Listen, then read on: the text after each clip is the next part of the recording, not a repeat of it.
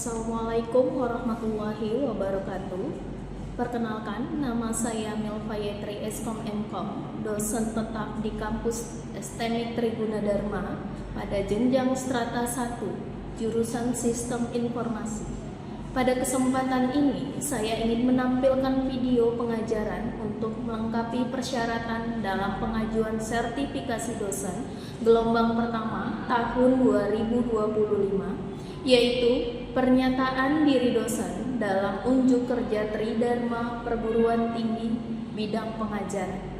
Metode pengajaran yang saya terapkan adalah dengan menggunakan metode DIA atau Delivery, Interaction, dan Assessment, guna memastikan proses pembelajaran yang komprehensif secara offline atau tatap muka.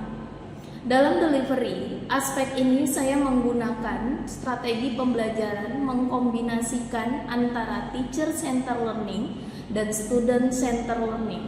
Untuk memulai pengajaran, biasanya saya menggunakan dengan metode ceramah, khususnya pada konsep dasar serta pengajaran teori-teori penting dalam sistem pakar. Kemudian, pada aspek interaction, saya akan menggali pemahaman awal, kemudian diikuti dengan tanya jawab dan diskusi kelompok tentang skenario studi kasus pada sistem pakar. Hal ini dengan tujuan memperdalam pemahaman serta membangkitkan keaktifan mahasiswa dalam bertanya, berpendapat, dan memecahkan masalah bersama. Mahasiswa juga dilatih untuk presentasi. Hal ini bertujuan untuk mengerjakan studi kasus kolaboratif. Hal ini ditujukan agar mahasiswa mampu menganalisis secara kolaboratif dan efektif. Dan untuk evaluasi penilaian, saya menggunakan kontrak perkuliahan yang mengikuti standar kampus di STMIK Triguna Dharma, yaitu absensi 10% dan etika dengan penilaian 10%, tugas dan kuis dengan penilaian 20%, untuk UTS dengan penilaian 25% dan UAS dengan penilaian 35%. Pada kesempatan ini, saya ingin menjelaskan terkait dengan mata kuliah yang saya ampu, yaitu mata kuliah Sistem Pakar. Mata kuliah Sistem Pakar adalah salah satu mata kuliah di strata 1 Sistem Informasi, di mana mata kuliah ini dipelajari di semester genap, tepatnya semester 6 dengan bobot 3 SKS. Adapun capaian pembelajaran pada mata kuliah ini adalah: yang pertama, mampu menjelaskan pengertian kecerdasan buatan, konsep serta penggunaan kecerdasan buatan. Yang kedua, mampu menjelaskan definisi, struktur, dan komponen sistem pakar serta kelebihan dan kekurangan. Yang ketiga, mampu membahas tentang definisi sistem pakar. Yang keempat, mampu membahas tentang kelebihan dan kelemahan sistem pakar. Yang kelima, mampu membahas tentang bentuk dan metode interaksi inferensi sistem pakar. Yang keenam, mampu menjelaskan metode representasi pengetahuan if dan frame semantik net dalam sistem pakar. Yang ketujuh, mampu menjelaskan teknik inferensi forward chaining, backward chaining dalam sistem pakar. Yang kedelapan, mampu menerapkan teorema bias pada sistem pakar. Yang kesembilan, mampu merancang sistem pakar berbasis aturan. Yang kesepuluh, mampu mengimplementasikan sistem pakar menggunakan tools tertentu, yaitu Clips, Python, Prolog, dan lain sebagainya. Berikut saya tampilkan video pengajaran di kelas. Assalamualaikum warahmatullahi wabarakatuh. Waalaikumsalam.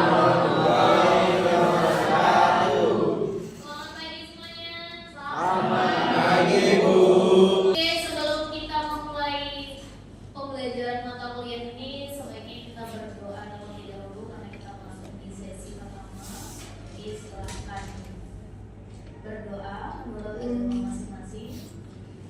Doa dimulai. Doa selesai. Oke, saya absensi dulu ya. Anabila, Aulia Yolanda, suaranya keras ya, harus semangat pagi. Bimantara Musika, Saya Bu. Rizky Ramadhani Ritonga, Sanjaya Dewa Bu. Mahaputra, Windy Patricia Manula. Oke, kita masuk ke pertemuan kedua dalam sistem pakar. Jadi di dalam sistem pakar ini sebelumnya saya review sedikit di minggu lalu bahwasanya di sistem pakar apa saja yang berhubungan di dalam sistem pakar itu, yaitu beberapa teknik artificial intelligence. Apa saja kemarin artificial intelligence? Contoh-contohnya jaringan saraf tiruan, kemudian kaji logik, kemudian iya sudah terbaca ya, algoritma, kemudian ada logset dan sebagainya. Jadi di sini apa itu intelligence? Yaitu kemampuan untuk memahami sesuatu atau understanding, kemudian learning untuk pembelajaran, dan thinking untuk berpikir sehingga dapat membantu mengambil atau membuat keputusan untuk memecahkan suatu masalah. Ya. Kemudian apabila kita membuat suatu sistem dengan suatu teknik artificial intelligence disebut base expert system. Jadi apabila kita membuat suatu sistem dengan dua atau lebih teknik AI artificial intelligence itu disebut hybrid expert system. Jadi kalian harus mengetahui perbedaannya. Dari kalau hanya satu dia teknik AI disebut base expert system. Kemudian kalau lebih dari satu artificial intelligence berarti hybrid expert system. Kemudian kita masuk ke definisi sistem pakar. Kalau misalnya saya tanyakan apa itu seorang pakar? Kalau pakar itu dari bagaimana? Ahlinya. Dari angkat tangannya yang Ahlinya. gimana? Penemu para ahli, penemu atau para ahli yang lain. Lagi pakar. Kalau pakar itu kan berarti dia mempunyai keahlian di bidang khusus, ya kan? Biasanya pakar itu bukan berarti dia belum tentu yang hanya mempunyai pendidikan tertinggi, kan? Tapi kalau dia mempunyai kemampuan di suatu bidang dengan beberapa pengalaman dan jangka waktunya yang lama, bisa disebut seorang pakar. Kenapa? Karena dia sudah mempunyai keilmuan tentang suatu bidang dengan beberapa atau banyak pengalaman dan dalam waktu yang lama. Jadi dia mengerjakan suatu latihan atau exercise atau dia mengerjakan suatu bidang itu dalam waktu yang lama dan terus menerus sehingga akan menemukan solusi dari masalah-masalah dari bidang tersebut. Jadi di sini definisi sistem pakar dalam bahasa Inggris itu expert system. Expert itu dari apa? Expert. Kalau misalnya bahasa Indonesia berarti menguasai, ya kan, ahli, ya kan. Sistem apa? Sistem itu iya, cara kerja, saya kan. Jadi dia menguasai suatu bidang. Sistem informasi yang berisikan pengetahuan dari pakar sehingga dapat digunakan untuk konsultasi. Ada lagi definisi yang lain? Kemudian di sini ada definisi sistem pakar pakar yang lainnya, yaitu sistem pakar yaitu sistem yang berusaha untuk mengadopsi pengetahuan manusia ke komputer. Nah, ini nanti contohnya kalian akan membuat karya ilmiah di skripsi, karena mengadopsi satu pengetahuan dari manual dengan menggunakan metode dalam sistem pakar, kemudian diadopsi ke komputer. Contohnya apa? Buat aplikasi. Ya kan? Aplikasi apa itu? Misalnya sistem pakar mendiagnosa penyakit pada buah rambutan. Nah, itu buah metode di dalam sistem pakar ini yang bisa dimasukkan ke dalam, kemudian dibuat menjadi satu aplikasi di bidang komputer. Ya. Kemudian agar komputer dapat menyelesaikan masalah seperti yang biasa dilakukan para ahli. Jadi tujuannya untuk apa yang kita buat di sistem pakar ini, misalnya dibuat oleh kalian sendiri, seorang mahasiswa membuat hasil karya aplikasi. Jadi jika terjadi masalah di masyarakat, kita bisa menjadikan atau membuat solusinya di sini dari aplikasi tersebut. Tidak perlu untuk mencari solusinya kita harus pergi dulu ke petani rambutan. Kalian bisa juga ambil contoh-contoh jurnal. Saya ada beberapa jurnal sistem pakar. Contohnya itu jurnal sistem pakar dalam menggunakan metode teori Bayers untuk Rich Ali domba. Itu kalian bisa searching, kalian boleh lihat di Google Scholar, kalian ketikkan nama saya juga boleh. Itu nanti beberapa jurnal-jurnal tentang sistem pakar sebagai referensi untuk menambah ilmu pengetahuan. Ya. Kemudian apa lagi? Untuk definisi sistem pakarnya, yaitu sistem pakar yang baik dirancang agar dapat menyelesaikan suatu permasalahan tertentu dengan meniru kerja dari para ahli. Banyak sekali ya sekarang sebenarnya makanya dibilang apa? Amati, tiru, modifikasi. Itu kalau misalnya apa yang harus kita amati, apa yang mau kita kerjakan. Kemudian tiru apa yang dikerjakan seorang pakar. Kemudian dimodifikasi, kalau dia sampai mengerjakannya misalnya sampai di level 5, gimana kita modifikasi sampai di level 6. Untuk apa? Untuk menghasilkan ilmu pengetahuan yang baru. Oke. Lanjut lagi. Banyak sekali sebenarnya definisi sistem pakar. Jadi di sini diambil dari beberapa sumber, jadi menurut bahasa Inggris, menurut kepakarannya dan lain sebagainya. Kemudian di sini sistem pakar adalah suatu program komputer yang mengandung pengetahuan dari satu atau lebih pakar manusia mengenai suatu bidang tertentu. Kemudian sebuah program komputer yang dirancang untuk memodelkan kemampuan menyelesaikan masalah seperti layaknya seorang pakar.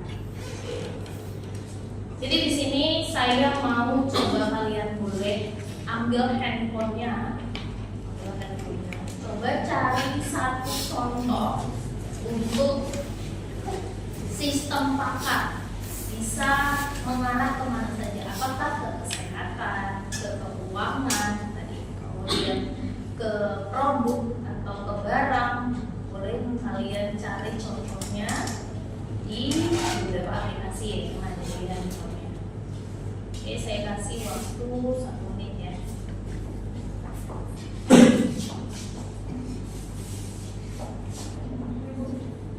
Ya, silakan Rama. Di bidang pertanian dan lingkungan, contohnya sistem pakar mendeteksi kualitas tanah untuk pertanian berkelanjutan. Di bidang pertanian dan pertanahan. Di bidang pertanian dan lingkungan. Di bidang pertanian dan lingkungan.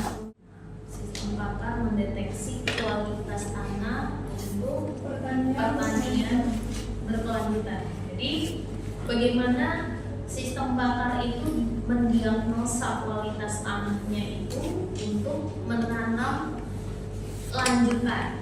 Kan kita kalau misalnya sebenarnya tidak kita ketahui, petani itu misalnya dia menanam jagung, belum tentu sepanjang tahun dia itu menanam jagung. Kenapa? Karena musim di Indonesia juga tidak sama. Ada musim hujan, ada musim kemarau, ya kan? Jadi ketika misalnya musim kemarau, mungkin untuk menanam jagung itu akan mendapatkan kualitas jagung yang terbaik. Ternyata kalau di musim hujan si petani itu dengan kualitas tanah yang lembab tetap menanam jagung, ternyata tidak bisa menghasilkan jagung yang lebih baik daripada di musim kemarau. Itulah kira-kira tujuannya yang bisa digunakan di masyarakat, ya kan? Jadi apa? Dengan kualitas tanah seperti itu, dan kita bagusnya menanam apa? Oh, biasanya untuk yang lembab-lembab, biasanya untuk menanamnya misalnya tomat, ya kan? Atau cabai. Kalau cabai itu di tanahnya tidak boleh terlalu kering, juga tidak boleh basah. Nah, misalnya seperti itu. Maka si petani itu bisa mendapatkan pengetahuan baru untuk mengetahui kualitas tanahnya tadi. Ya. Kalau sudah tahu kualitas tanahnya, jadi dia bisa menanam yang bisa menghasilkan tanaman terbaik, bukan hanya jagung. Kalau sudah mengetahui kualitas tanah. Ayo, yang lain. Kalau itu tadi di bidang pertanian. Kalau di bidang yang lain, misalnya bidang kesehatan. Ya, silakan. Implementasi forward chaining dalam sistem akar untuk menentukan pola kerusakan infrastruktur jalan. Forward chaining, kalau forward chaining itu biasanya sudah ada terus, kemudian kita cari solusinya. Kalau backward chaining, kita ada gejala 1, gejala 2, gejala 3, kemudian kita cari sakitnya. Jadi dari forward chainingnya untuk infrastruktur jalan. Ya, jadi di sini ternyata bisa langsung digunakan oleh masyarakat infrastruktur jalan. Misalnya dari Medan ke Rantau Prapat, infrastruktur jalannya kan termasuk jalan yang datar, ya kan? Masih bisa, makanya kereta apinya bisa dibuat jalur kereta api mungkin sampai Kisaran, Rantau Prapat, kan? Nah, tapi kalau misalnya kenapa nggak dari Medan ke Brastagi misalnya? Ya kan? Kenapa nggak dari Medan ke Brastagi dibuat untuk kereta api, jalur kereta api? Kenapa harus jalur darat? Atau kenapa? Karena infrastruktur jalannya itu tidak mendukung. Dan dalam artificial intelligence ini, nah itu kan itu kecerdasan buatan. Jadi kita harus bisa menganalisa bagaimana struktur tanah tadi. Nah, kalau tadi kan struktur tanahnya tentang kelembapan dan kering atau untuk tanaman. Kalau ini infrastrukturnya apa? Untuk infrastruktur jalan. Bisa nggak misalnya di jalan Jamin Ginting tapi ke arah Sibolangit, bisa nggak ini kita buat persimpangan, dibuat lampu merah? Misalnya dari jalan Laut Tawar, kemudian dari Medan ke Brastagi, itu kan nggak ada lampu merah, kita kan asal belok saja kalau jalan ke Laut Tawar ya. Nah, belum ada itu infrastruktur lampu merah, yang ada di simpang Brastagi. Itu kenapa? Mungkin ada beberapa hal yang tidak mendukung dari infrastruktur. Jadi sekarang bagaimana? Itulah tugasnya kita. Gimana supaya bisa di situ dibuat? Oke, ini tadi untuk jalan, kemudian untuk pertanian, yang lain tadi yang kesehatan. Misalnya sistem pakar mendiagnosa penyakit telinga menggunakan metode certainty vector. Penyakit telinga ini juga ada macamnya, baik dari dalam atau bagian luar, ya kan? Kalau di bagian dalam berpengaruh nggak dia sama bagian tenggorokan. Makanya kalau misalnya ada spesialis, biasanya spesialisnya langsung THT, ya kan? Ya. Jadi telinga, hidung, dan tenggorokan, dia bukan hanya telinga. Kenapa? Karena ada saling berhubungan mungkin kalau telinga, hidung, dan tenggorokan. Kalau yang sakit telinganya, tapi yang sakit telinganya tapi dia bisa ingusan misalnya, atau dia bisa flu. Jangan yang sakit telinganya tapi dia jadinya susah menolak. Jadi ada beberapa metode yang bisa digunakan di dalam sistem pakar ini. Oke? Paham ya? Coba yang digunakan. Kemudian di sini ada kepakaran atau keahlian, yaitu pemahaman yang luas dari tugas atau pengetahuan yang ekstensif dan spesifik yang diperoleh melalui rangkaian pelatihan membaca dan pengalamannya. Jadi pakar tadi banyak sekali bisa dikatakan seorang pakar dengan banyak membacanya. Spesifiknya dia bisa dengan berdasarkan pengalaman membaca, memiliki keterampilan dan sebagainya. Kepakaran mempunyai sifat berjenjang. Pakar senior memiliki pengetahuan lebih banyak daripada pakar jelas ya. Kenapa pakar senior lebih banyak pengalamannya daripada junior? Dia udah senior, berarti kan dia yang sudah terjun langsung daripada si junior. Kadang-kadang ya. Karena biasanya junior juga lebih aktif, ya kan? Tapi berdasarkan waktunya, makanya mungkin pada umumnya senior berpengalaman. Kemudian ada kepakaran atau keahlian apa saja, yaitu kemampuan kepakaran dapat mengenali dan merumuskan masalah.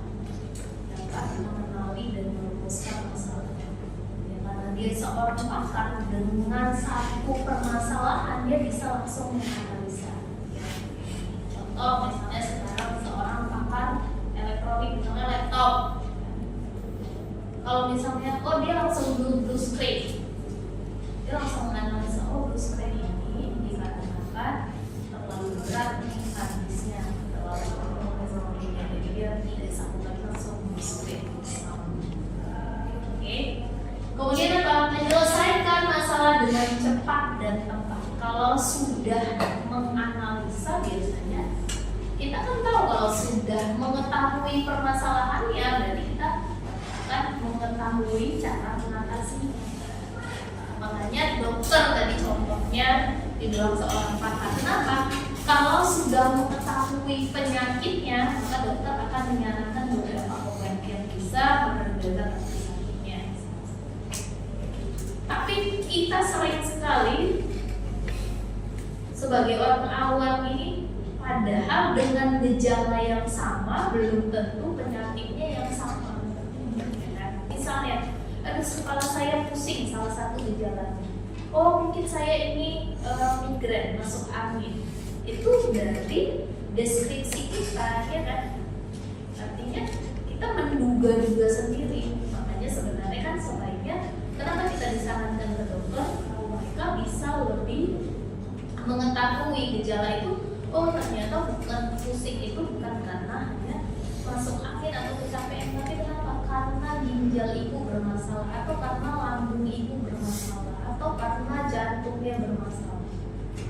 Tapi kita sudah mendeskripsikan sendiri kalau pusing itu juga masalah, sehingga penyakitnya dibuat sepele. Kalau sudah kejang-kejang mungkin baru ya panik sendiri, ya kan?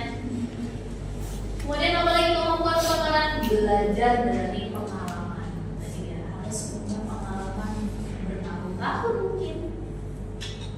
Kemudian ada restrukturisasi pengetahuan. Jadi struktur dia dari awalnya dia apa yang harus dipahami sampai dia menemukan solusi dari setiap permasalahan yang timbul dalam satu bidang yang digeluti.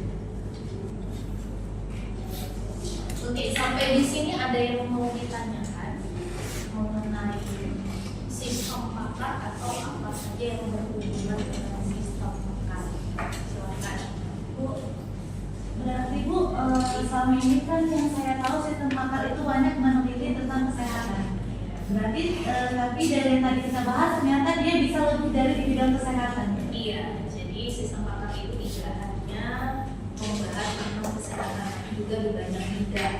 Apalagi karena dia berhubungan dengan artificial intelligence. Itu tadi ada kecerdasan buatan. Jadi di bidang tadi infrastruktur tanah aja bisa, kemudian di bidang kesehatan juga bisa, di bagian keuangan bisa.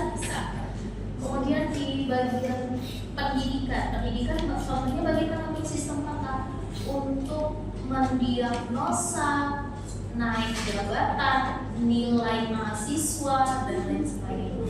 Itu bisa. Berarti Bu, sistem pakar ini dia punya spesifikasi sendiri nggak untuk di bidang mana aja nih bisa kita pakai? Iya. Punyanya itu maksudnya seperti ini, metode yang cocok untuk digunakan di bidang. Misalnya tadi kan ada backward checking sama forward checking misalnya digunakan untuk di kesehatan atau di kedokteran. Kenapa? Karena biasanya kalau sudah ada tipe penyakitnya kita tahu, oh ini gejalanya, atau kita sudah tahu tadi gejalanya. Misalnya gejalanya salah satunya pusing, kemudian perutnya mulas, kemudian setiap berdiri jadinya pitam, kemudian jadinya lemas. Nah, itu dia kita cari diagnosa dengan forward checking. Apa ini? Oh ternyata dari gejala-gejala itu ada sakit lambung. Seperti itu. Ada lagi yang lain? Kalau tidak ada, mungkin sampai di sini pertemuan hari ini. Nanti saya mau minggu depan sedikit saya review kembali ke mata kuliah hari ini seperti biasanya. Jadi sebelum minggu ini ke depan saya sedikit review ke beberapa. Jadi satu tadi motivasi yang saya berikan itu yang pertama, perbanyaklah membaca. Membaca itu akan mencoba memaksa referensi kita agar kita bisa lebih komunikatif untuk berbicara. Oke, mungkin sampai di sini pertemuan hari ini. Lebih dan kurang saya mohon maaf. Assalamualaikum warahmatullahi wabarakatuh. Selamat pagi semuanya.